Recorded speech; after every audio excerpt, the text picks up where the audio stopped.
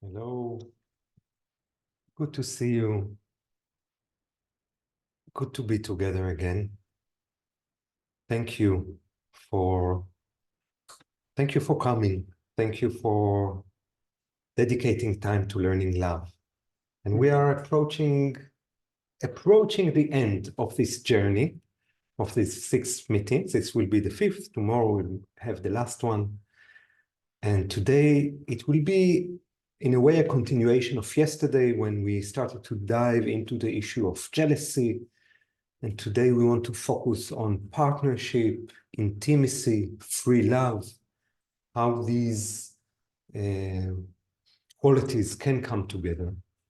But before we dive into our issue, I thought today to invite you, Benjamin, to bring us together into the body, into a common frequency.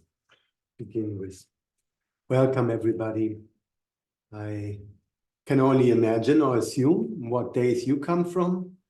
If I look at mine and know a little bit about theirs, it's good to take a moment to arrive in the body.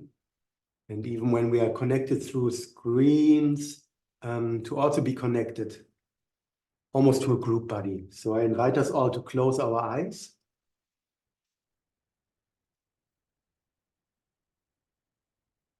And just take about the last hour. Doesn't need to be precise, but about 1 hour ago, where have you been?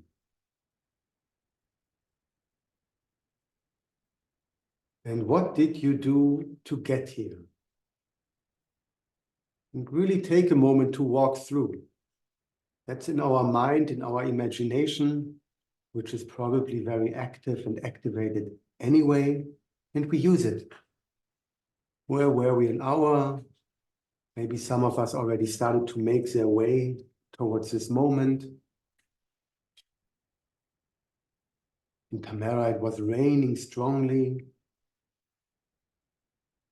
And you approach, you just in your mind walk towards coming here, you scan the last hour, and then you go closer in the last 5 minutes. Where were you? What did you do? Maybe you ran to have the tea ready for this online course. Whatever you did, just go there for a moment to this image.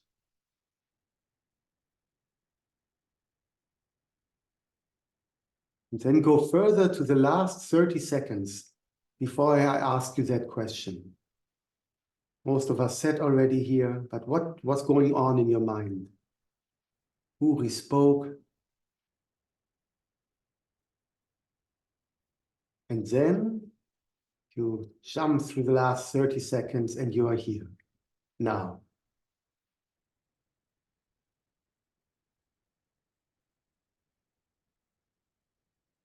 And being here now also means to be in the sensations of embodied life.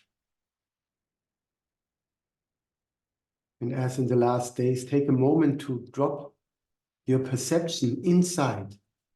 And today I'm not asking you for the whole space, but from the, can you perceive the inside of your skin?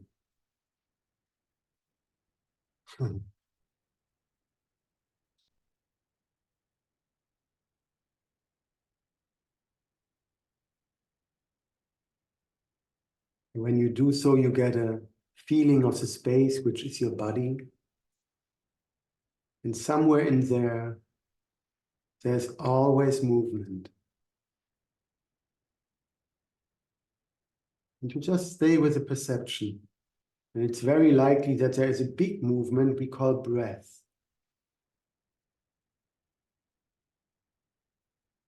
And we observe that.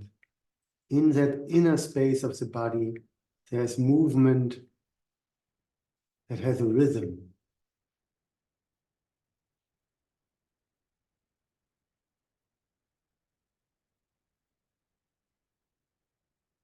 And with this rhythm, however small or big, we expand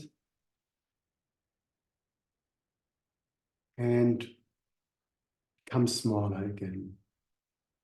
We expand and become smaller.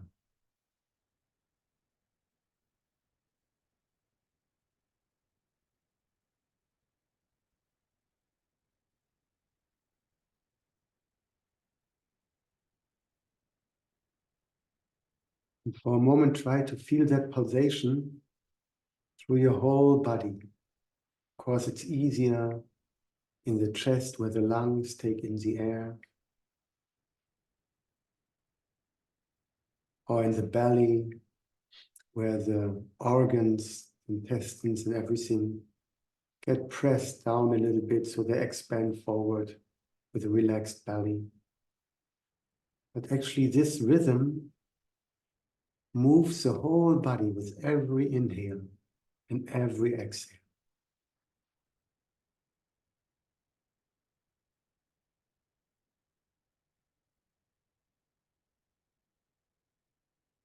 Yeah. And giving attention to this perception calls us into this moment. And I say welcome again to all of us with all our bodies, minds, and souls. Welcome. Mm. Thank you. Welcome.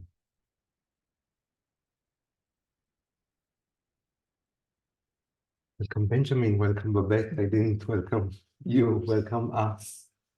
Thank you for carrying this boat together in the last week.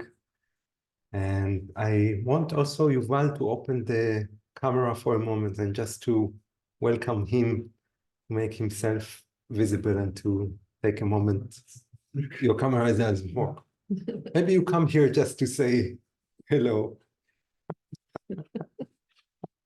Just that you know also with who you communicate if you send messages. Hi. Thank you. Thank you. So you received also hearts. And now we are welcomed into the land of love and learning love. And we are coming to the intimate questions of intimacy, of partnership, of is it a contradiction? And actually, I want to bring this as the first question for you, Babette. Most people, when they hear free love, they think about a lot of sex with a lot of people, and they don't think about partnership. It's the opposite of partnership. And in a way, it's a question, what do we mean with free love? And how can free love actually support intimacy and partnership? Yeah, you asked also before whether it's needs more commitment or less, yeah, to be in partnership under the headline of free love. And at first, the sentence comes to me, the discovery of my necessity is the discovery of my freedom. So for me, it's beginning with this question, what is freedom about? And in this sense, I would say that partnership and free love for me are belonging together, because I cannot imagine a love which is not free. So there I again and again, I say, we call something love what is not love. And in the Bible, it's very natural that you say, love the other one like yourself. Normally, yourself is nearly forgotten, so we think at once to the other one. So for me, building partnership in a way starts with building partnership with my higher self. When I'm in this body training, I feel this body, and I feel this busy person in life having her tasks, and I feel something which doesn't change. I call it the witness, which is seeing everything. And already here, for me, the partnership building starts, because often we are so lost in our ego trap that we don't see the other part anymore. And I would say I cannot love someone else as long as I cannot love myself in this wide picture, because I also discovered I cannot love myself if I don't know the much wider aspect. Who am I in the whole? And with this, coming to free love, that we think about sexuality, if you would read in the Bible, yes, love on a sexual level, the other one as yourself. This would be, there we see, we come to a border where no one would agree. And so for me, the question, why is sexuality as a cosmic energy or power so forbidden? Why does it create so much fear? Why there is so much silence and not speaking the truth? And so in this sense, I myself can say, for me, free love and partnership, or free sexuality and partnership, are belonging together on a very deep level. And the commitment is not less, it's deeper. The commitment, for example, to stay truthful, to the commitment to learn to communicate in a way that the other one can see what I see. So it's so much about truthful contact. And in my personal history, I can maybe later share a bit more, but for me, it was a discovery to overcome fear of loss, to overcome jealousy, not by hiding it, but by understanding that it's not part of love. And from there, being able to really share with the partner my longing and his longing. And from there, trusting that if he goes somewhere else, he won't be away. Because fear of loss is the deepest reason for jealousy and for not being able to share. And in this sense, for me, I can say with this, we discovered our freedom, that he noticed, wow, I can come back and really share, or I can share about my longings. And the same for me. And this is a deep decision. I would say normally people, they fall in love on a high level, and shortly afterwards, there are the first shadow coming up. So whether you are in a partnership or not, we should at least take 1 year and maybe then say, okay, let's go a path together. We have a common commitment. And before it's more this coming in touch. Who are you? What are your wishes? What is your vision? And from there, building partnership is I would say, a slow process. And can I ask, how many years are you in partnership? So I met after I was married, and I failed fully in the marriage because the jealousy from my partner was so strong that I could not love anymore at the end. In 1976, I came to know my partner and co-founder, Dieter Doom, but the first 3 years, it was not about partnership. We had the first sexual contacts, we had the sharing about our vision, and I think after 3 years, so since 1980, we are in a deep, deep partnership. And it's always changing. It's always with the question, who are you? And this is with a lot of challenges and with a lot of coming closer and finding distance again and coming closer again. It's a deep process. And for me, if I say, I know you already, it's a killer. To say, I want to know who you are, brings love. Thank you. I'm seduced to continue to ask you a question but I will ask it to Benjamin, and I will come back to you with this question, which is, okay, so it's not a contradiction in the philosophy, in the theory, but after so many years of partnership, can you give example that you were challenged? And this is a question to Benjamin. What are the places in which you encountered a contradiction between free love and a partnership? What are the places that you were challenged, and how, I hope, you overcame the challenges? I'm tempted to go on definitions and just say, no, actually, I've never been challenged by free love and partnership. That would be my answer. But I know what you mean. So, but in a way, I hope this course does not remember me as a person who was always on definitions and words. But I do want to say it now, just for our consciousness, just for the clarity. Actually, there is not a contradiction. I did not encounter contradictions between free love and partnership. The contradictions, the numerous contradictions I encountered were with my unfreedom, my non-freedom, and partnership, and her choices, and my choices. Yeah, somehow I explained yesterday that it's not just for me words, that it's something to have an inner image. And if I keep, yeah, so no, free love is not a contradiction. And then I come up with contradictions with many, and I could go through the history. I would come with the latest ones because for me they are the most current and subtle. No, the subtle ones, I mean.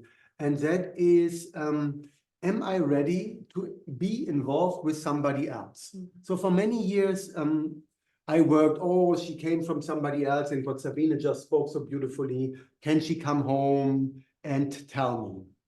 Or can she come home and I don't ask because she doesn't want to talk or I don't want to know, and we can still come together. And I practiced and I practiced, and lately it has grown much more subtle, where it's not like it's really, she comes maybe from somewhere else or I come from somewhere else, and I notice how long sometimes my system needs to actually readjust to be with somebody else. Not from the space of ownership, but really it's like an energy. And we come a little bit to this point yesterday where spiritual practices say, yes, you always have to be with one person. I don't think so. But you have to be aware what it means to really open up to another person. And then come back to myself. And then go to the next person. And that is a very, very strong learning in the last year. Much more. And I discover places where I skip myself and I go from that person to that person without fully coming back to myself. And then I'm jealous, and then I have trouble, which I then give tags, name tags of problems I know, psychological structures. And sometimes I really need to slow down to come back to myself, to even know, do I want to really open up to the next person? And I say that now all about the intimacy of partnership or deepening relationships. There's another level if you have an erotic celebration where you shift and you're with the flow of eros, and it's another story. But now I'm really talking when it's an erotic encounter where you also really open up for the whole soul of the other. And this has been very challenging for me. Also to permit myself my own pace. And then again, the biggest challenge to permit myself my own, to acknowledge my own pace and still acknowledge the pace of my partner. Because I might think like, oh, I really need time. But wow, she's gone. She's in her stream. And this is the place where I feel actually free love, or freeing love from fear and domination and the desire to possess is a requirement for partnership. Otherwise, we often call that, and we will maybe come to that, partnership is, I found somebody who seems to meet my needs, and she makes me feel good because she says I meet hers. Oh, sorry, I'm a little bit stereotypical, but not so much. This is like the first sensation. You're like, oh, wow, it fits. But then to actually come to partnership, I feel free love, and working on that deeper healing is like really the precondition. I think you said that at the beginning of the project, Sabine, you said that so much. It's not a contradiction, it's like a precondition. Yeah. Thank you. And you talked so much about your partner, and I want to invite her by watching a video of 6 minutes. And it's a beautiful sharing of her perspective about 2 examples in intimacy, in partnership, and also bringing again the importance of truth as a base for partnership, for free love, for community. So let's watch Vera, and then we come back together.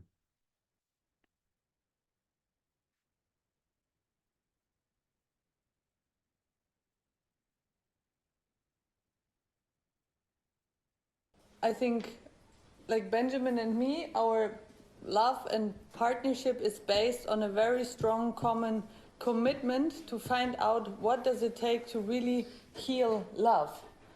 So the first commitment is not that we will try to create security towards each other in promises that we cannot hold, but really how can we walk this path where love really gets a chance again between two lovers. And I know these moments in my life where, like I said, the usual pattern wanted to set in, and I knew if I want to build a lasting love with this man, I have to be able to hear his truth. And there was I can tell 2 stories, I don't know if it's too long, but one was, I was in Germany and received a very beautiful letter from him, and in one line he wrote, "Oh, and by the way, I can also realize that one part of me feels more free when you're not here." And immediately I went like, "What? How can you tell me? And now I'm guilty again that you don't feel free and blah, blah, blah, blah, blah." And then I was like, whoa, wait a moment. If he can't even write that to me without me freaking out, it's a fact that he's more free when I'm gone. And then to start a discussion about that line is like, then you just come into a vicious circle where you lie more and more and more. And first of all was like, of course, and he has to be able to say that. And then we have a base again from where we can move on. And now I don't know how much I should tell. I can also tell another story, which is very... okay. The audience decides. It was actually the first time I was pregnant. And there we had an agreed phase of monogamy of some months. Just in the process where we were at the moment, it felt like the right thing to do, to deepen a certain level between us without being busy. And then he was outside of Tamara with Sabine and others in an intensive time. I went to visit them, and then he brought me back to Tamara, and the phase of our monogamy was over, and I knew he also, he had to do some things, and I knew he also probably will want to meet a woman. And I had to go to Lisbon the next day to do an ultrasound. And then I came back in the evening. I had a very moving day. And I saw his car is still there. And I put a love letter in his car. And then I walked up to my room. And I could observe how on the walk, like there was this anticipation. Oh, maybe he's there. Or maybe there's a letter of him or something. And I could really observe how step by step this initial joyful anticipation transformed into an expectation. And once I arrived at the door, I was like, and if he's not there? And I opened the door, and there was nothing.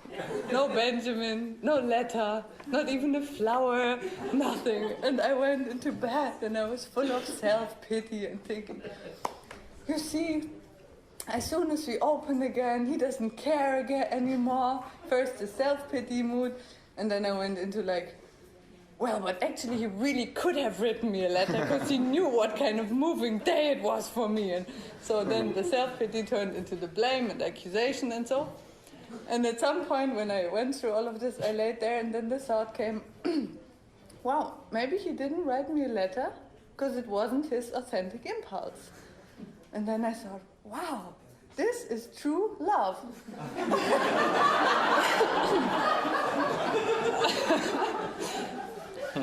And really there was a moment I was almost bursting of joy, thinking, what a great base did we establish, that he doesn't do anything in order to please me, because he knows if he doesn't do it, then for 3 days I will be pissed, and you, like how easily a love transforms into a system of calculation and blah, where I knew if we, maybe then for now I would be happy, but on the long run, it wouldn't create a base where the passion of this love also stays alive. And I suddenly felt really respected as a woman and felt seen as a strong woman. And that he doesn't have to please me. And for me this was really a moment of true love. And then actually the next day, the reasons why there wasn't anything were completely different. The next day when I didn't expect it, a whole bag of gifts arrived and so on. But this, yeah, was for me a very important insight of love and truth.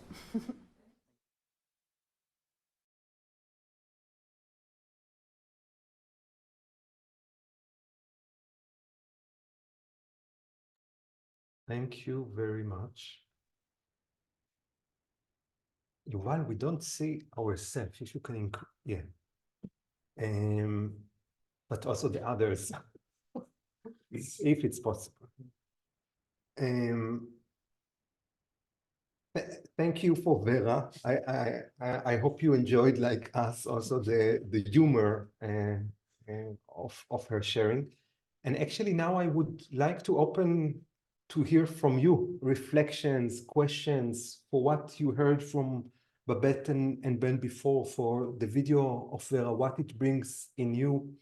I want to open the space. We remember that we have a question from Shao that we'll come to in a bit, but and we remember that we prioritize and encourage the female voice, the female body participants today. We encourage them to bring your voice, and we open for whoever wants to raise the Zoom hand to bring your question, reflection, sharing on this issue.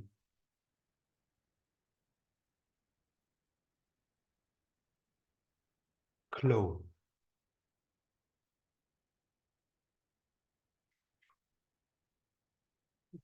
So first Chloe and then Adriana and Quimby. And Leila, thank you for answering the call. Can you hear me okay? Yeah, Chloe. Hi, thank you for this fabulous work you're doing. And I have a question that has come up over the last 5 sessions, and it's specifically around boundaries, healthy boundaries in relationships. And Boundaries. healthy boundaries, for instance, in some of the research I've done on Tamara, I've seen how people live apart and have their own homes. Also, how finances tend to be an issue within community, even within relationship. What are the healthy boundaries on finances? I'd love to hear more about how boundaries are used. I know Sabina talked about yesterday about really that internal voice really coming back inward and listening. And I think that's such an important piece of boundary. But then how does that external boundary come to play within community? I'd love to hear more. Thank you. Will you start? Yeah, as far as I get it, for me, this is one of the core points of learning. Because of this, I mentioned already also in the beginning, the first partnership is between this busy person who is always in contact and the higher self. And for me, without this connection, we step so often over our borders, or we even don't notice them.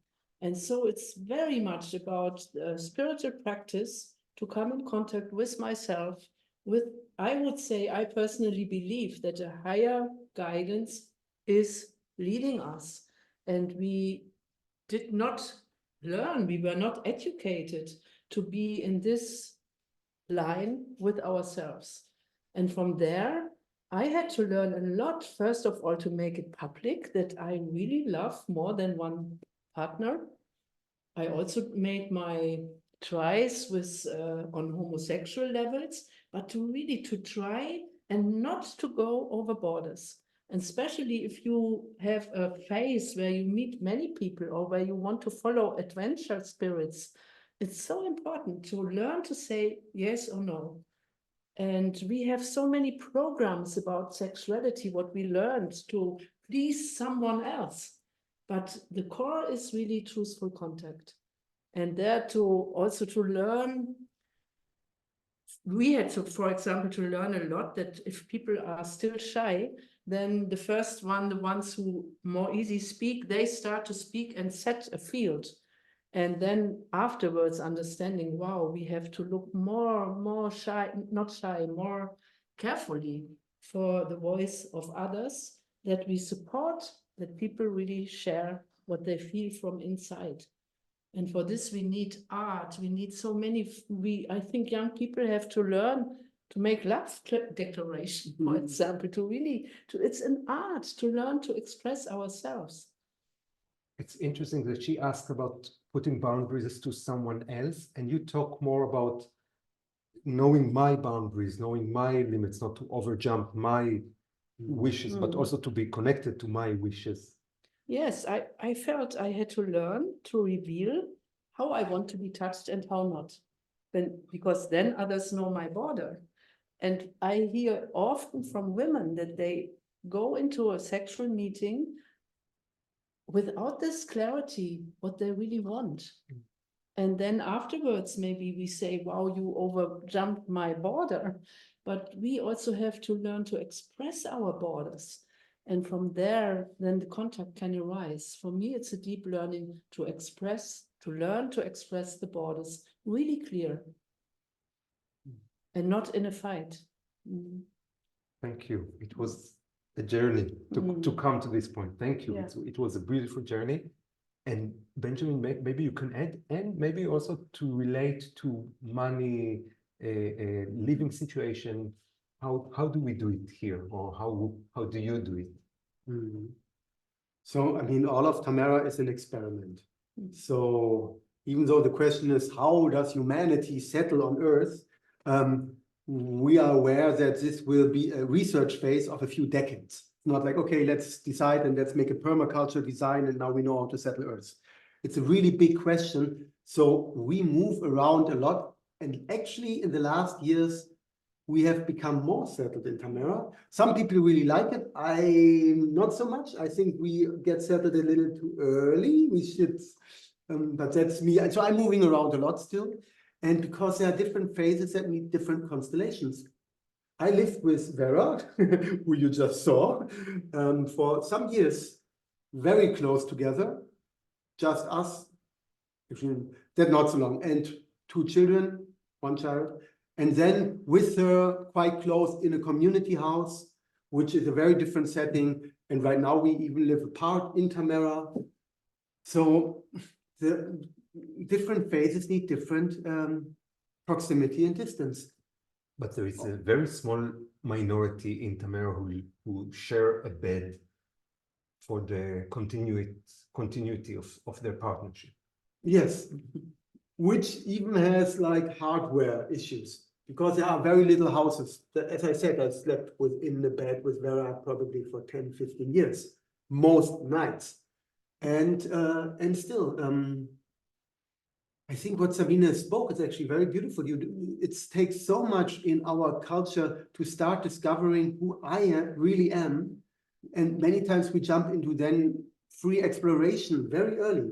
And I don't know, I love the very intense living situations where basically we have 1 room and 20 people all sleep on mattresses, and it's transparency not by law or ideology, but transparency by just seeing everything, living together. And it's beautiful, but it's not for all ages and not for all phases.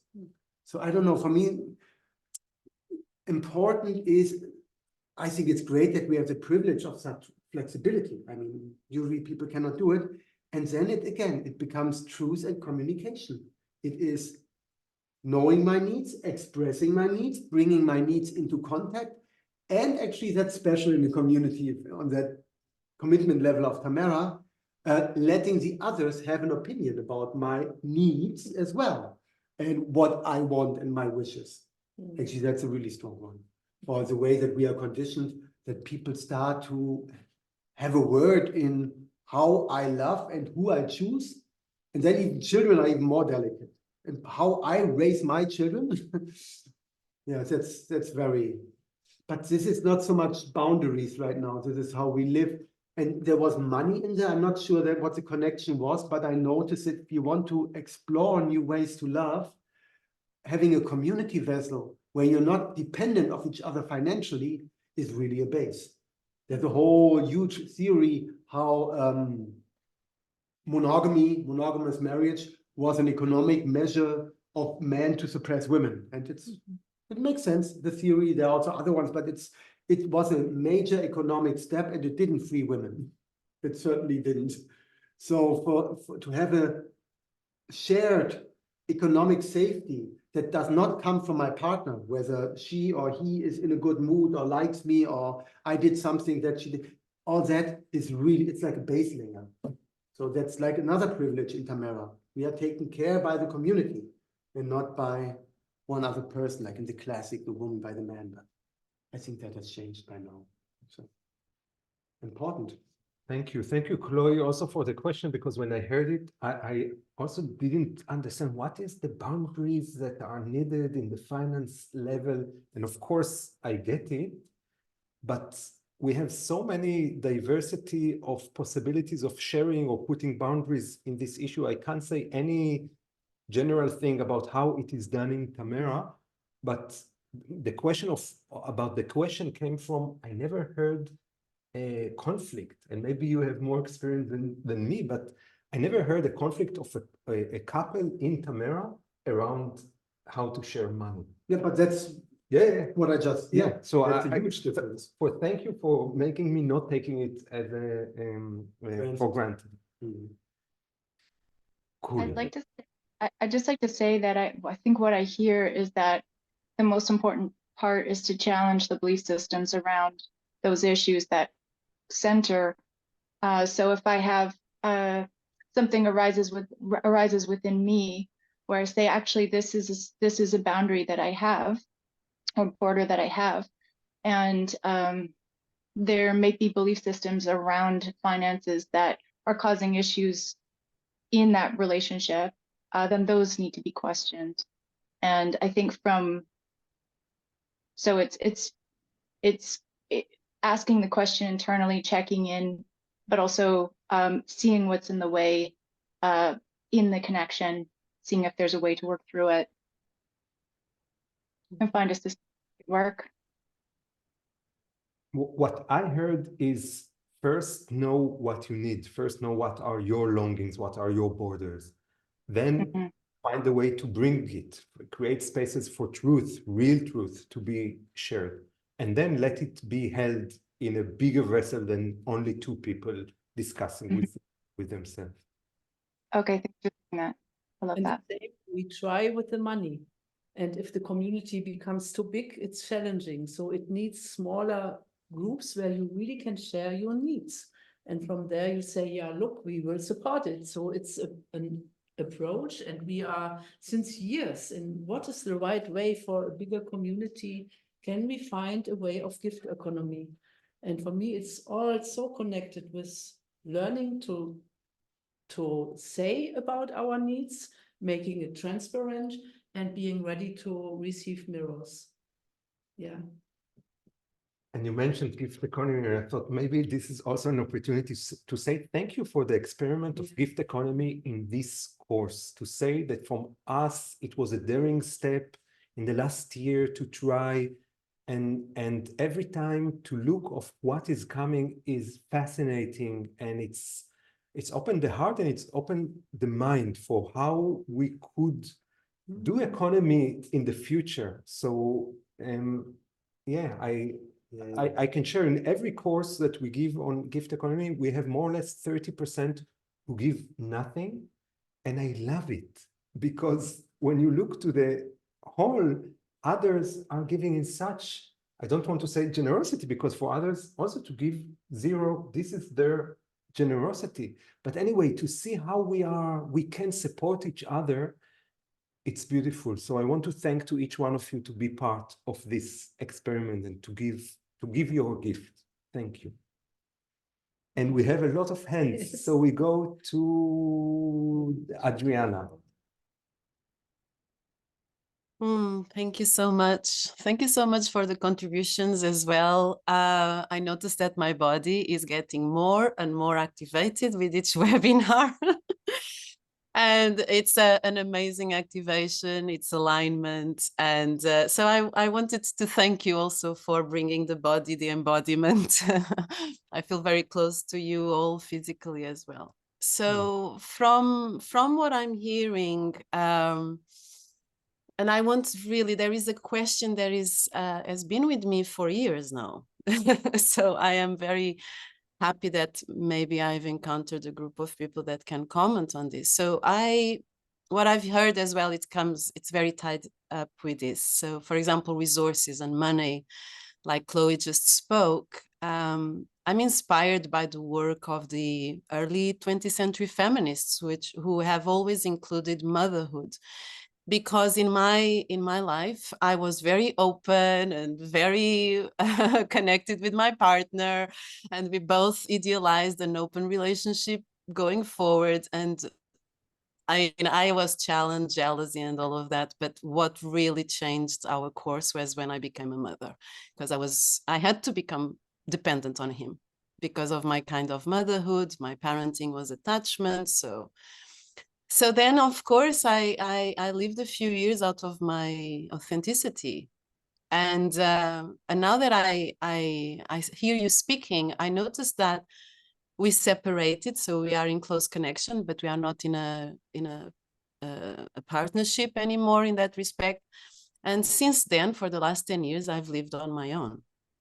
And it's because I have not allowed to be dependent of a man financially. And it's been a struggle, but I am now transitioning into the idea of being in connection with women who are also mothers, because I find that it's very difficult to go out there in the world and bring this theme of resources to my male partners. I've been polyamorous since my separation. I've encountered all these difficulties of jealousy. And so my question, or what I'm inquiring is, because particularly you focus on partnerships today, I am in a position where, do I need to define a main partnership to go forward? Am I missing something? Can I be this woman who is now actually going into the MAGA and crone years, where my child is growing up and I'm becoming mature, and I see myself like the witch surrounded by women and with our lovers coming and visit, but yet, is this sustainable? Am I a better person to fight war? Because ultimately, this is what I'm talking about, as from this perspective of individual and single. And I've heard so many different perspectives from you. I wonder if you have an opinion about this. Thank you so much for listening. Thank you. This was a rich sharing. Contribution. And I can take many questions from there, but follow your heart. Yes, I would like to relate just to your ending, because I feel this is such an important question. Do we need partnership? Why? And I would say, when I was young, when I was educated in the normal society, it was nearly, women could not imagine to have no partner. So on this heteronormative point of view. And for me, this was, I'm not looking, I never will marry, I don't want this. So this was for me the beginning. And what you shared now, for me to really, I don't know whether you need a partner, really. For me, it's more, if it becomes actual, that then we have to step out of all the normative conditioning what we have in our mind to figure out what is partnership on a deeper, real level. But to find pictures where I can say, I want to live as a single or in a group, just to study how did this marriage came up. It was imprinted because of economical systems. It was not in the beginning at all. If you look back to patriarchal cultures, there was commitment about taking responsibility for the children. And this was done normally the brother and the mother were taking care for the children. And then you had adventure in Eros. And how do you or I really want to relate to others? For me is a very important part. And often in the beginning, there is a in the hidden way of thinking, you think I'm not worthy if I don't have a real partner. And this we have to overcome. This is for me not at all a normative way of living. And from there, nevertheless, I often discover this deep, deep longing for partnership for many people. And if we enter, and this is, I saw it's not dependent from men, women, or two men or two women. There, this comparison starts. And also there to see our conditioning and to see, wow, why do I think I want to be the number one? Why is it so powerful? Because in Tamara, we can study if there is free Eros and partnership, it's fine. If suddenly it's become stronger, the attraction between one partner, me, and another one, and I have the same deep longing, then it becomes tricky. And I had to go through this process. Why do I want to be the number one? Why do I have fear if someone else is more attractive than me? Because I don't trust in the deepest source of life. Very simple answer. And then we can look, how can we learn to deal with this in trust? And this, I say it again and again, without spiritual connection, I don't believe in the possibility to fulfill our longings in love and sexuality. It's so connected. And to understand that Eros is a divine power where we can learn to be in. And from there we are guided to our relations. Maybe my higher self knows already fully how long I will be in partnership. And then there is a path where we say, now we need distance. Without hatred, I always say. Hatred connects in a strong way. And we can discover how we are busy with things when we did not solve it in a good, open way. You must do the 3 minutes. I speak too long. Thank you. Thank you for asking. There was much more, but Just because we spoke so much now in the inner process, when I heard the questions, I noticed I want to acknowledge that the question is very challenging to ask yourself freely as woman and single mother freely, because there are preconditions like societal, cultural preconditions that are not given. And then it always falls back, yes, inner conditioning, but there's also structures now. I mean, if you are fathers now as well, but it's women who give the birth mostly still, right? Mostly. And that means something. And then can I ask myself, without a partner, will I have a sexual life? And for many years, this will be very challenging if you're not in a community, not in a tribe, or maybe you're women where you really support each other.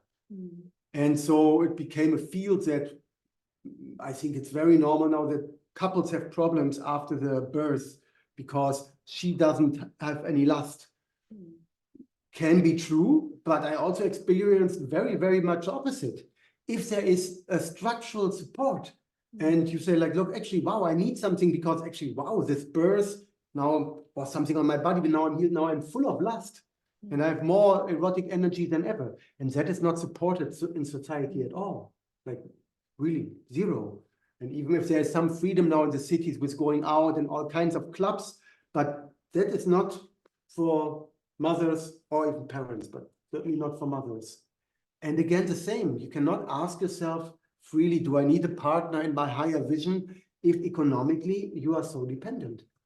And so this is like streamlined towards that dependency. So additionally to the inner work that you beautifully said. And I want to connect them by saying, Babette said, you need to be connected spiritually in order to go through free love, in order to build a new culture. And I want to bring us back to the first webinar and to the idea that we need to be connected politically Mm. in order to go through this jungle. I can say for me, this is the gate. For Babette, it's definitely the spiritual. And for Both. me, an anchor, yeah, an anchor is I want to create a new culture. I understand that a new society is needed in order to give an answer for my personal questions. So yeah, it's also a helping force, yeah, to know that I'm not doing it only for myself. Very important. And the last bit, because you said you wanted to ask that question for a long time, and whether there's also a moment where you retreated from the vulnerability of love, this you have to answer. It usually is in there. Once I say, oh, I don't need that anymore, it needs to be checked, but you will. You need to do that.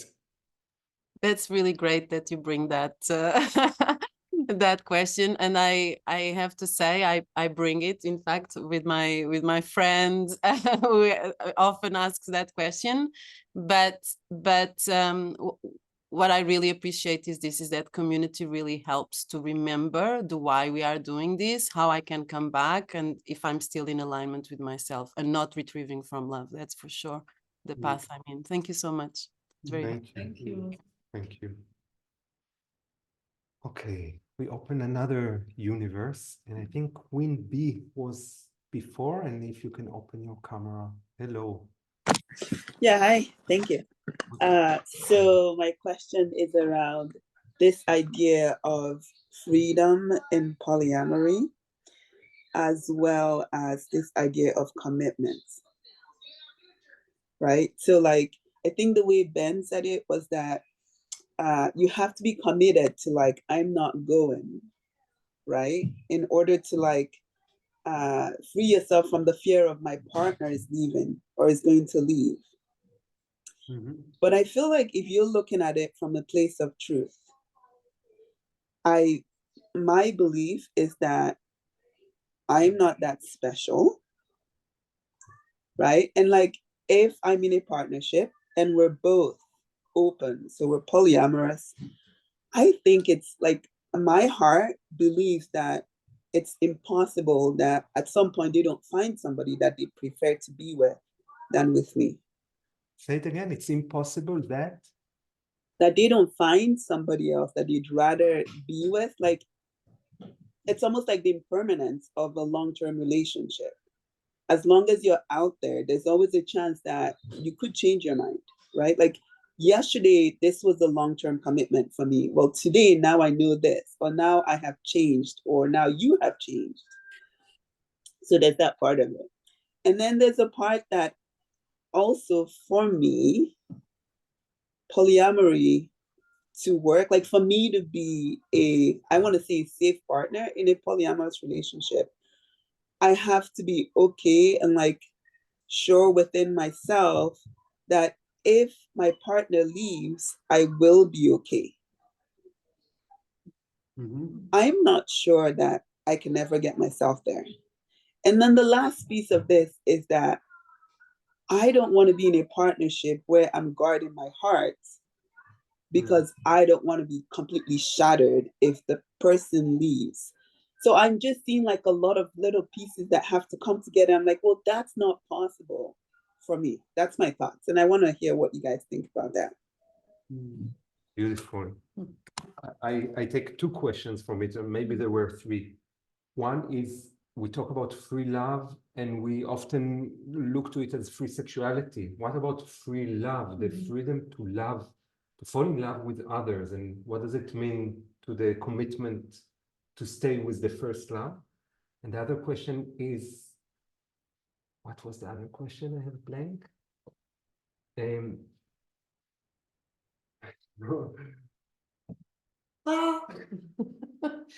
We blanked. It was really blanked. Yeah, I did talk about that person might leave. And then I did talk about opening one's heart to love fully, knowing that your heart could be broken. And then the third part is like that acceptance. Like, how do you live with that acceptance and the fear that comes with that like this is almost inevitable in the way that I see it. Yeah, beautiful. I start. Thank you.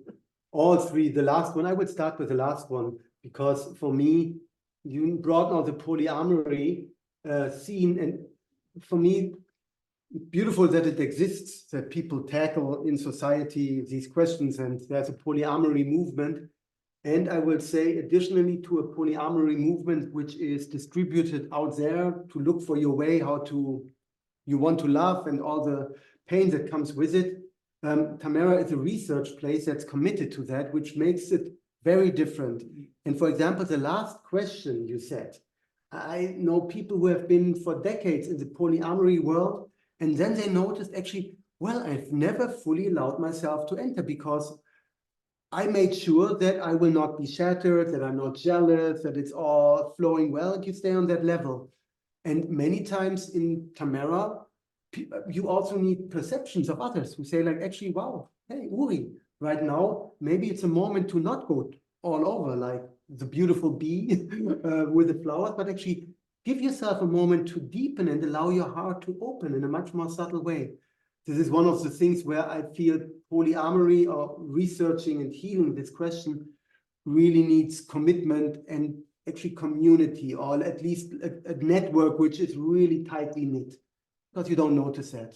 It's just like, and I have been with that a lot. I felt in the last 2 years, oh yeah, sure, I'm easy, I'm not fear of loss anymore, no. And then I noticed this is on the cost of closing my heart. And this is not freeing love from fear. I need to go to the next layer of, okay, there it is again, the pain, but I want to open my heart. I mean, this is what the world needs, our open hearts. And yeah, so it's really good to just stay with that question and not get settled on safety. Yeah, thank you. Someone wrote here, love your vulnerability. Really love your vulnerability. Yeah, and for me, this is free love means also that I don't have to play any role, that I have to come in contact with my inner truth. And this makes me sometimes very shy, sometimes very vulnerable. And I cannot imagine free love without having a protected vessel where we can go to the depth. And there I go fully with you, that we saw so many people who were so wounded with this polyamory, and then you jump over your borders, and then devotion and divorce and all the results. And for me, it needs such a protected space to really open in trust and truth. This, for me, I come back here again to the political part. If I would live in a city and I would have this longing for free love, I think I first would look, where is the surrounding with whom I can go through all the pain and all the fear and all the tears, which also will be there, that we together go this path. I feel this really important, and this was also the beginning of the project. We were 3 people in the beginning, and it was clear we want to build community of trust. And there, for me, I have to say, I nearly cannot make a difference between love. Sexuality is something else, I know, but I have to love what I do. So I feel responsibility about my body language, and I have to learn to put my borders or to say my yes. And I was very often in dangerous situations when I was hitchhiking and when I was young. And often I was confronted with a situation where people went over the border towards me. And I had to learn not to go in a victim energy. I was guided, I would say, that I could say in a way that the other one could not cross my borders. And there is something which is, this is for me so much a deep spiritual part, that there is a guidance when I learn to open for this. Yeah. Yes. Much more to say, because you are touching the core of the questions. And there I would say, I don't want to fulfill all my longings. I just want to know about them. I want to know, wow, there is such a higher possibility to share and to develop trust, but then to find the right speed in it and not to overjump and to jump into free sexuality without contact. I think this was happening when they started, and maybe it was necessary, but this is not what we want. With the community building. Community building. Not community, commune. Commune. Yeah, commune. Yeah. You probably want to go on with more questions. For me, there was still something in Queen Bee's that I hope is valuable for this safety idea. And this, I mean, that's this part of self-esteem, of course, that you don't think that you're so special that it's very possible that sooner or later and so on. That's something separate to work on self-value and esteem. And this is ongoing work for you, me, everybody, I assume. And there is something where I also feel love is the antidote to our addiction to control. Love and eros will never be as safe. The only safety in love is to love. And everything else is a lot of the trouble that we culturally build around our fears of losing love is a lot of the structure that actually kills love. Our addiction to security and control is exactly often what kills love, or even before that, eros. Sometimes you still you still love each other, but after 30 years, is eros still flowing? Is even, yeah. So there is no security in that. And the other side is, of course, when you keep maturing on this path, and that's in every psychological advice book, I think, you jump to the next one and you think, oh, there it's much better. And you come to the same patterns. And that you need to do a few times and to then not do it so much anymore. And it might be that you or your partner or anybody, whatever, late in life, all of a sudden they found their soul. Boom. This is what they're meant to live. And yeah, of course, this can happen. Can happen to you as well. And I want to add a last thing with partnership. We did not mention that here today. We are now talking a lot about attraction and romantic love partnerships. And in Tamara, we also often say, yes, the attraction is it's fine, it's accepted to be there. And let's wait whether it's really a partnership, because partnership is also defined of what you have to do together. So besides the attraction, do we love each other and are we really hot and will we forever? There's something that we have to do together in the world. And after some years, this might be more the stable ground than the current attractiveness or attraction. Yeah, it's really important when we talk partnership. Very much. For me, this is like a condition for a real partnership, that we have something where we dedicate our paths together. That's a higher aim, I would call it. Or even, for example, my partner now is very sick. And there is a commitment inside of ourselves where we love, we don't leave anymore. And if I trust in this, my own faithfulness, this has an impact to the faithfulness of others. So the change is always inside of us. What we expect from others, this kind of changes are done in the deepest level inside of ourselves. Well, thank you for the sentence. I don't want to fulfill all my longings. I want to know all my longings. This shift also from the outside to the inside, to the research. And thank you for the rich space that you opened for us, Queen Bee. And another point I heard from her is, again, I don't believe I will overcome this border. I don't believe I will conquer the fear of loss. And I want to say, when I encounter this border, what helps me is to know that this mission, this task, is not only on my shoulders, and it's also an evolutionary process. It's not only a cultural, political, it's even like okay, this is what our generation can bring us forward. And still, I believe jealousy doesn't belong to love. So it might take some generations, but I do my best. So it helps me also to do my steps and not to judge myself for my borders. Thank you. And we are more than an hour together, and I want to take again a body exercise, only 2 minutes.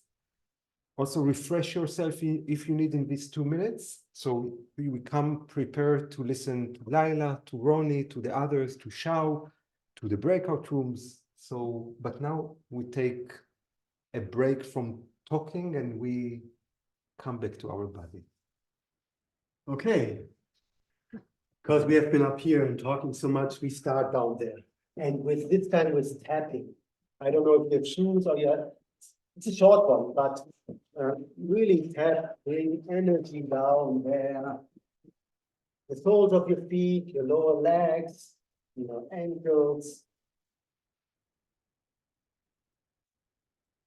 and your neighbors. And your thighs. And your butts. Oh, yes, and they especially. Oh, they cover so much, huh? Thanks for lifetime commitment to your lower back. And your chest, your breastbone, collarbones. The sinus gland underneath, really good to activate, to stay awake. And these shoulders, where we keep carrying the burden. And that goes out, the arms and the hands. And the other shoulder. And arms and out, hands. And the last thing is a little bit more tender around your head. And yeah, you can stroke it, but also give it this little, like a piano, this activation, this tender, what do you call it?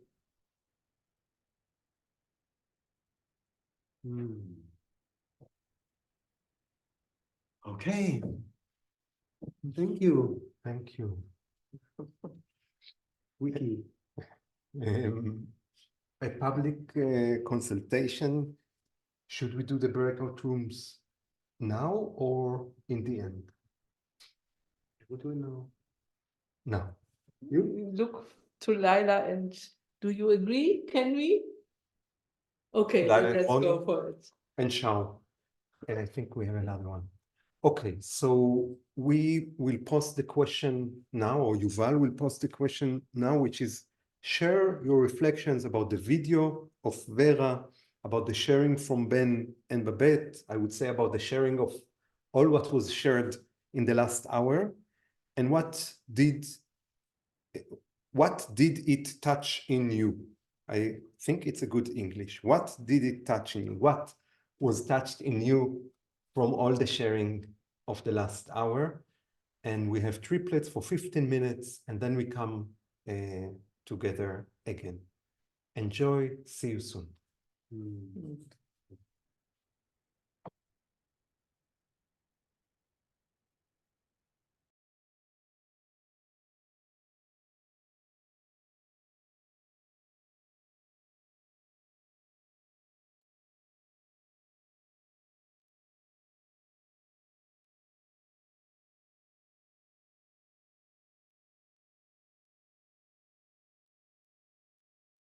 Welcome, welcome, welcome.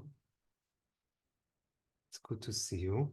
Here it's fully raining, which is such a celebration. So we bring you this.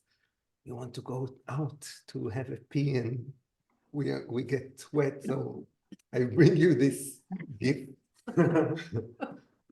And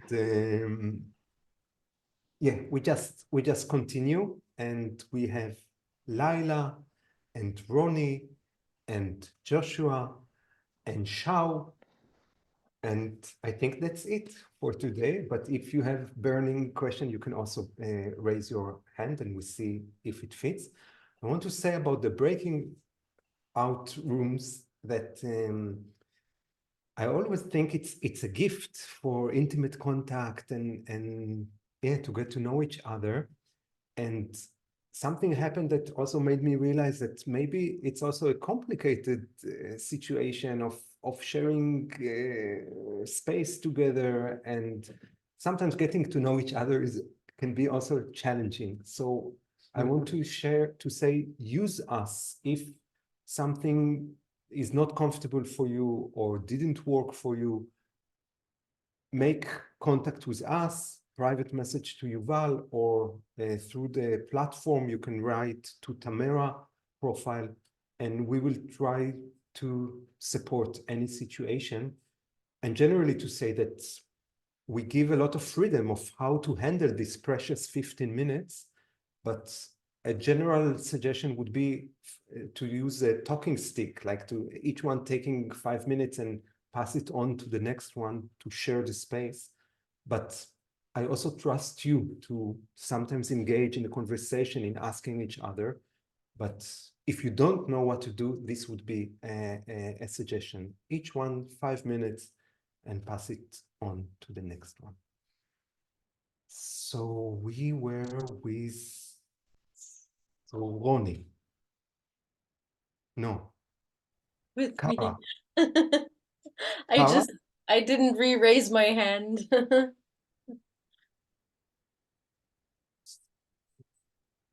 Who was before? Laila. Laila, sorry, Laila. Yes, I just Oh, don't good. see it on this. It disappeared, but Laila, we are with you. Thank you.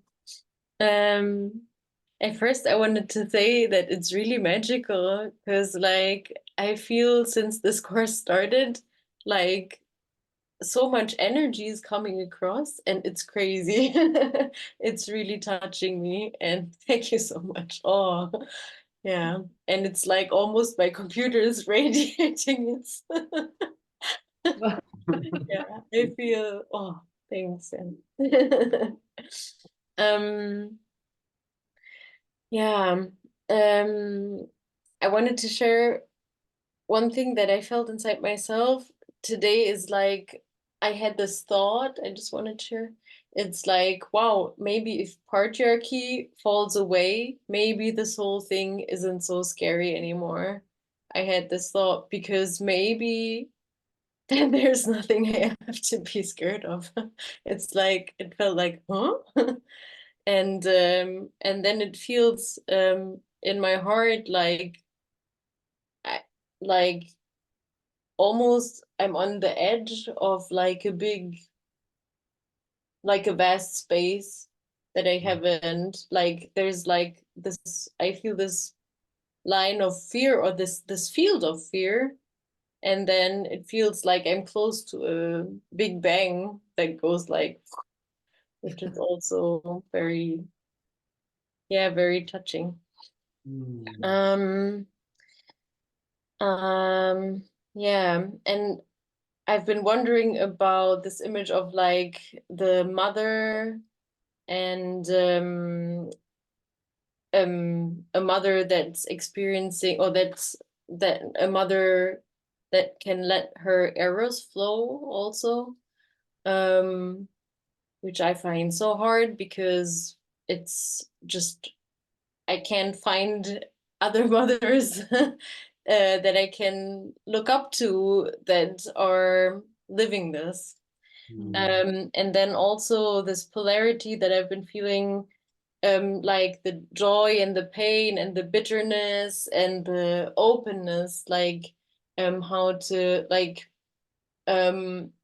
because I feel like it's almost like I feel two levels of myself, like one where I feel very relaxed and not so jealous and or like very relaxed.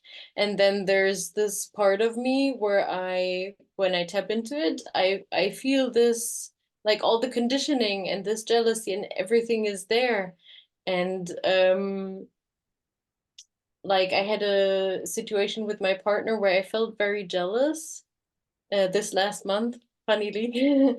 And then I shared we did a forum. We have a forum group here. And I shared, and all of a sudden I felt this, I felt really relaxed with it, and to just, to act it out also. I was able to laugh about it. But then still, I know still not to, like, the forum ended, and then I have to be very careful not to jump over this other level of me that is still there, and how to give both its right place inside of myself and also outside of myself to not over jump that. Yeah, thank you.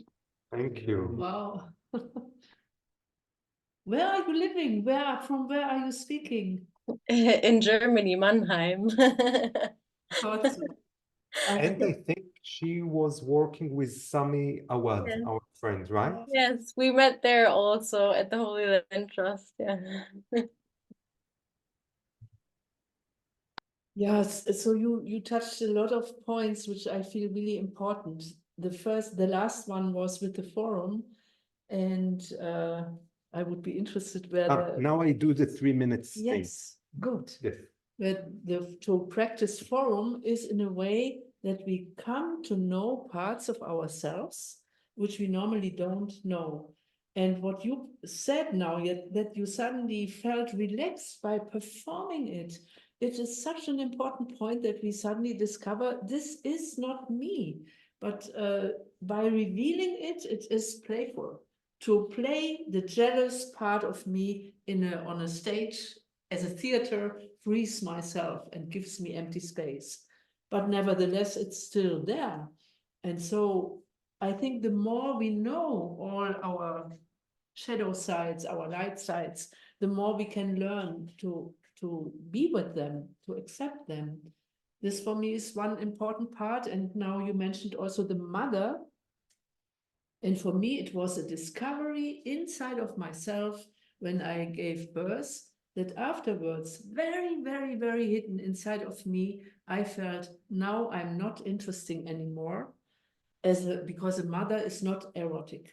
This is such a patriarchal, deep pattern, and this brought fear and jealousy and all those things up. And when I suddenly discovered that Lilith, the wild aspect, and the mother aspect want to come together inside of myself, this was such a revelation. And this changed so much in my relationship to the outer. And so I want to name this, that we find this positive pictures of our erotic nature as a mother, as well as more, as I call her Lilith, the wild aspect. And if we know about both of them, then it helps us in creating healthy relationships. Yeah, I think I leave it with this. Thank you. Beautiful. Just to the last bit, I will add that you just spoke that as a woman, and as a man, I can also say it feels like a cultural, like an archetypal work to actually perceive the mother as sexual. Just the archetype. It's like it asks of me that I can actually see my mother as sexual, because this is where it and usually we are trained not to, but of course she was. I mean, obviously, that's why I'm here, and I'm grateful. But it's really against the stream of mainstream culture, just what is taboo and how we think. So thank you for doing that deep work. And the other part that I very much heard was this place of choice, this space opening. It's like a whole matrix. It's like the usual fear, and then all of a sudden, wow. Everything might still be the same, but it's all a little different. So I hear that I congratulate. And it brings me back to a question that Queen Bee still had, which is for me, maybe the fear will never fully disappear, or the needy one, the one that needs nurturing, that is still wounded. And maybe it will not heal in this lifetime, but there's a huge, huge point in what do I do? What choice do I take in that moment? Because I can be wounded, but if I look outside that collectively, there is a huge response to wounding with attack, then I'm in war. And this is why we often say, hey, in love is where peace or war is decided. Do I react to this wound with caretaking, creating spaces of healing, just feeling the pain, or will I attack? Yeah, so thank you for this freedom of choice that you created. Thank you. And maybe I share with everyone that Sami Awad is, for me, one of the most courageous Palestinian leaders who dare to speak about the day after the occupation, what the society will look like, what the culture will look like after the occupation. So he's very much also fighting the occupation, but he opened a new possibility of dreaming and building a culture. And what you did now is to bring the day after patriarchy and to dare to believe in it, to see it, to feel it. Thank you, Laila. Shukran. Thank you. With Sami on the 13th of March, we will be Charles Eisenstein and Sami and some others about non-violence and what gives us hope in this outcry of life where we are in. I will send the details, the link Great. to the platform. Thank you, Shukran, Laila. I think now it's Ronnie. Hello. And it's not Ronnie, actually. This is Rita.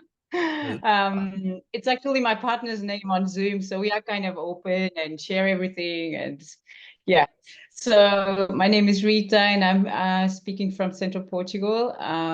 It's a pleasure to see you. I met you at Defend the Sacred 5 years ago, more or less, and it was really like super inspirational for me to be there. And since then, the curiosity around Tamara has been with me. So I feel really grateful that you are with us in such a personal way. You know, your stories, your practical examples make me personally feel very, very connected to you also as people go through their pathways.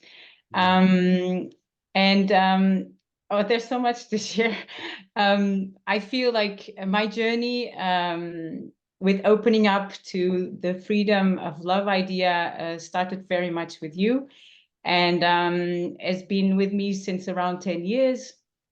But I guess it was really when I met my current partner 2.5 years ago that the real journey started, because we were both in full consensual equal, let's say, perspectives about each other and what we wanted from life. And I must say that it's been the most intense journey into self-love, really. When we think about freedom in love, it's really about the freedom to find the way to loving ourselves. And you've touched that many, many times in different ways.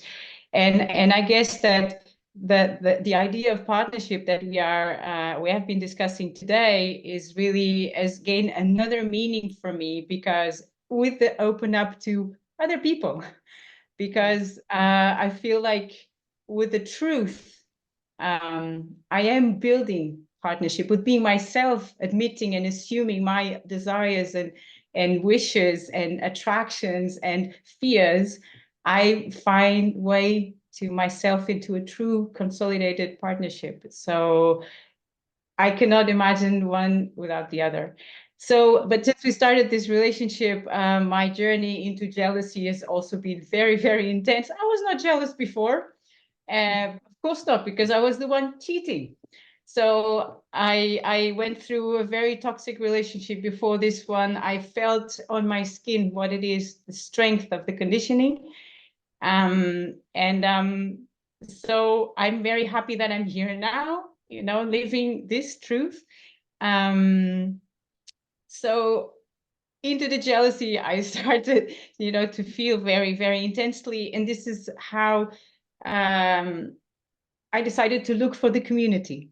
Exactly, the tribe within the tribe. We have a kind of, you know, alternative community here around. We were involved with the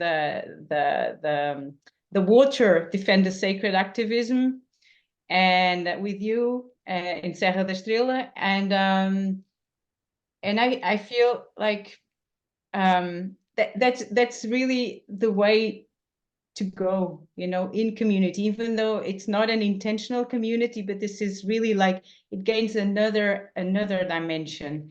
And so I've created together with other people a Free to Love gathering that happens every second month.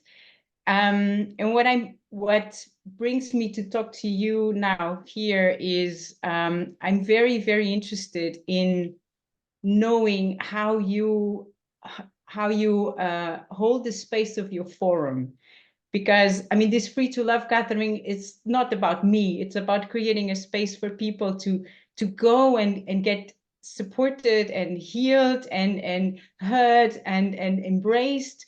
And I saw through the Village of Lovers that you do that with each other, and it seems like also a sort of theatrical environment, and you, Sabine, were bringing the now I'm going to play myself, my jealous self. So I'm curious if you could share more about what you do in terms of, I don't know, ideas, concepts, methodologies. Yeah, because I would like to take a little bit of that into our community here and create a similar space. So thank you. Thank you. Wow. Thank you for the rich Yeah. sharing and connection that we Yeah. discover. And Yeah. I remind you the 3 minutes, and I remind from now on the questions that are coming to try to be lean, so we will hear everyone. Sorry, I always talk a lot. It was enriching for us to hear you and also to know that this is taking place in Portugal. Thank you for naming the water. The water is such a deep teacher for us and can learn and can teach us not to be too much related to ourselves, especially to our pain and all this kind of stuff. With the forum, I have to admit, this is a too big issue for now, because it needs deep education. It seems so simple, but it's very important that it has a learning and how to deal with it, because it's, how to say, it is the learning not to be identified with yourself and to be very pure in the intention to support the other one, and to deal with resistances in real contact. So it can often, people think it's so easy and then use forum, and not being fully educated, it can also guide to a misuse of power. But there are other possibilities, and I often say we should offer seminars about this. How can we learn in communication to be transparent in a community building? I think this is really an important question. What you name could be an issue of an online seminar, but for now I think it's too big. Thank you for asking, but I cannot. Maybe you can say more. Yeah. Thank you. Yeah. I hope it lands well with you, Rita, and we just continue. Kara, we are with you. Cheaper.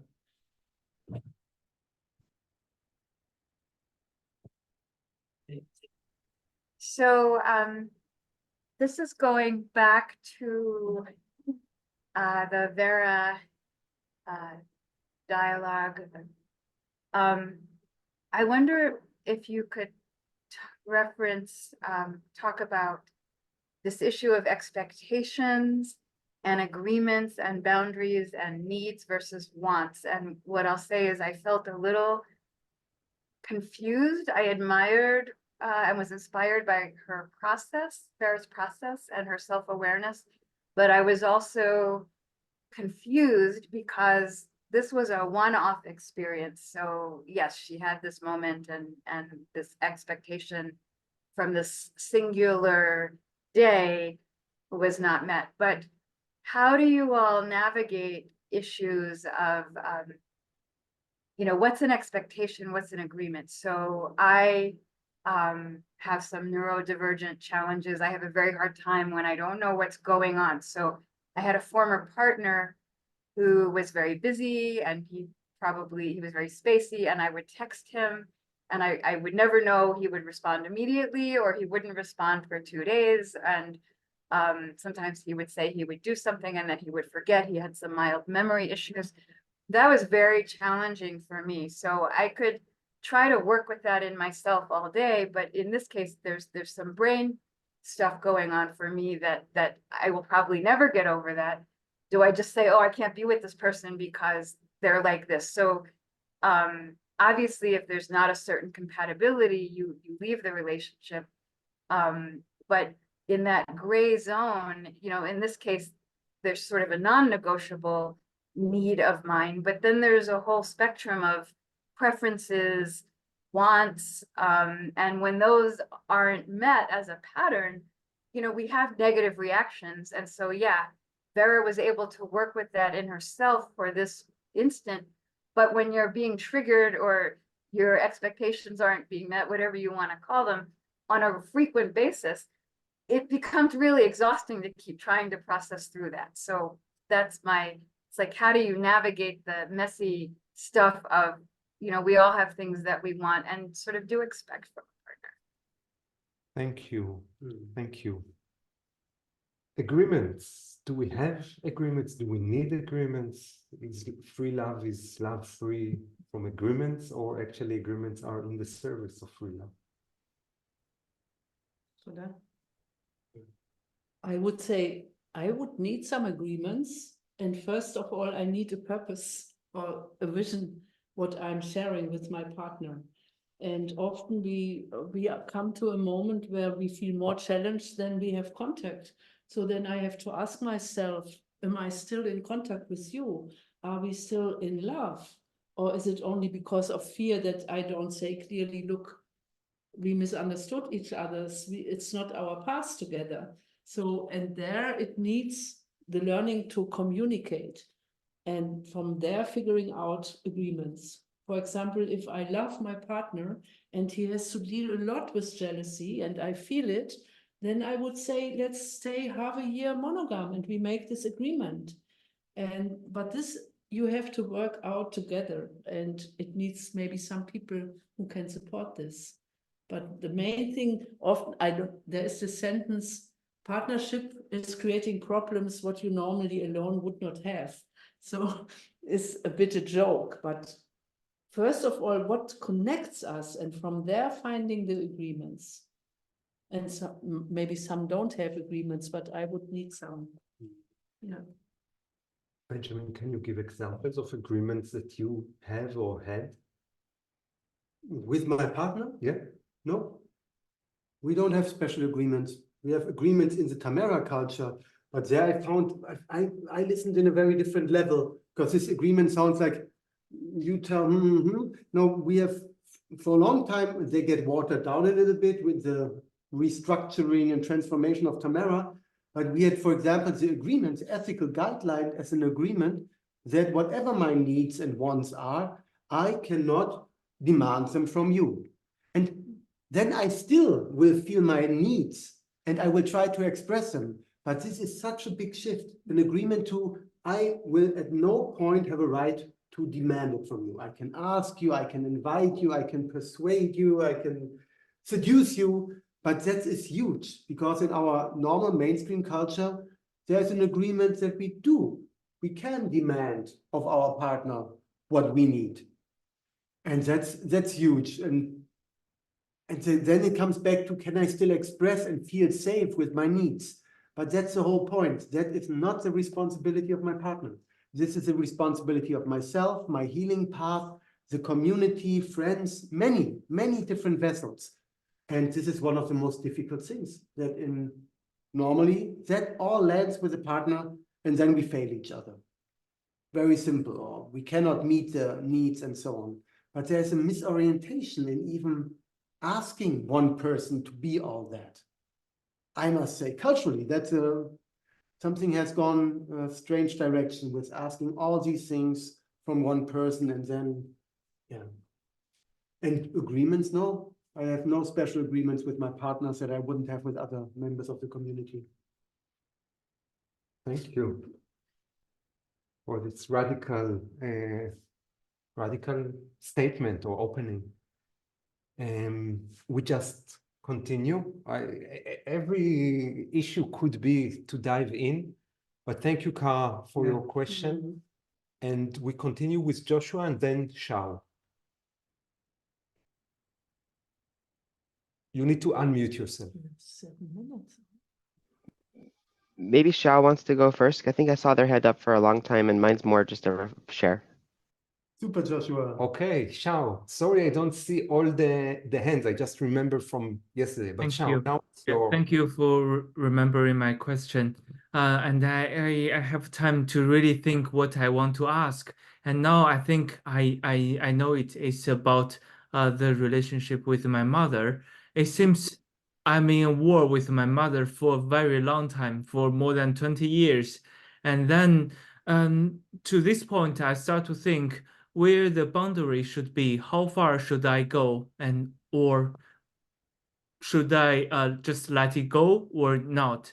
So at the beginning, I was not be seen or not be loved by my mother. I think just a little background, back to that time, we have a little one-child policy. So that means just one child is allowed. So my mother just has me, and she had no other choice. And she said she loves me very, very much, but I'm not feeling the same. It seems she loves her son, and there's kind of ideal son, and I'm not that ideal. And I was trying to become that ideal, and I also realized that's not me.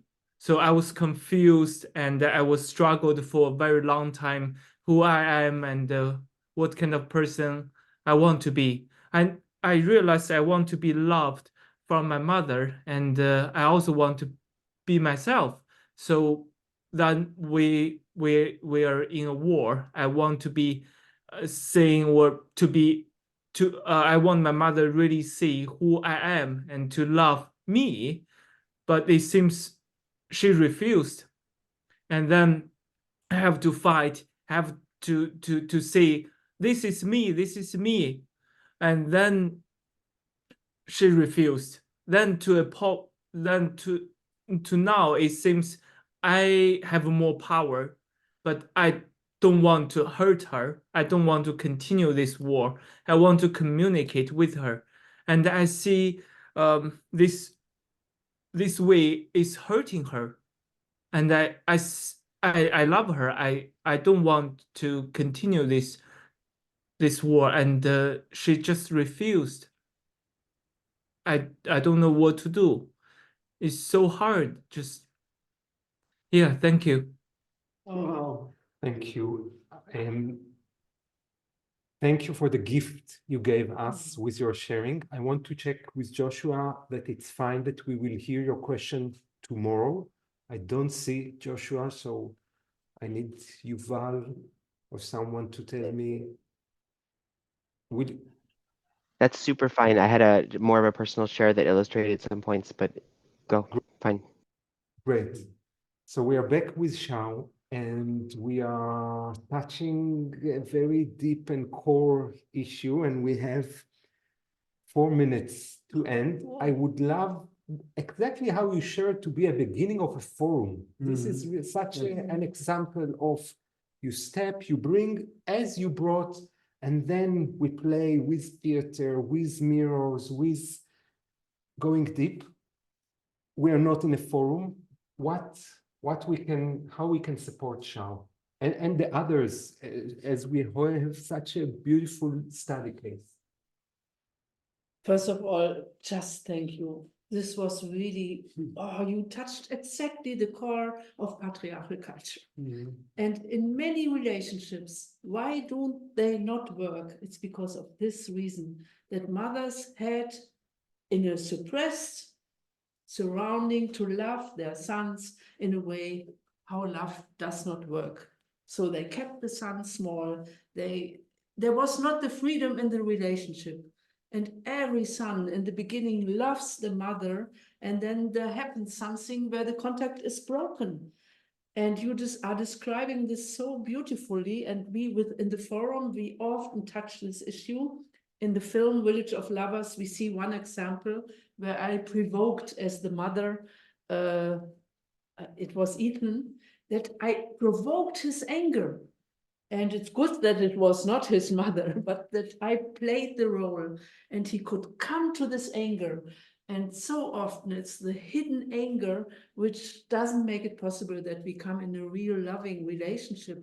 So I say congratulations to you that you recognize this. And by working with this anger, maybe in the wood or in front of a tree, expressing it, also the love can come through. And then you can learn to connect to your mother in this way. My partner did it a lot. We visited the mama and we worked that the real contact can come to its real freedom. Thank you for your sharing. And in the book, they knew each other. There is a big chapter about this mother and the son. It's for me a core, not solved issue, which made the son to be the heroes what they cannot be and should not be, that they can be who they are, what you said. Thank you. And I think you have to add, I try to make it. Yeah, but it's very similar. My main point is gratitude.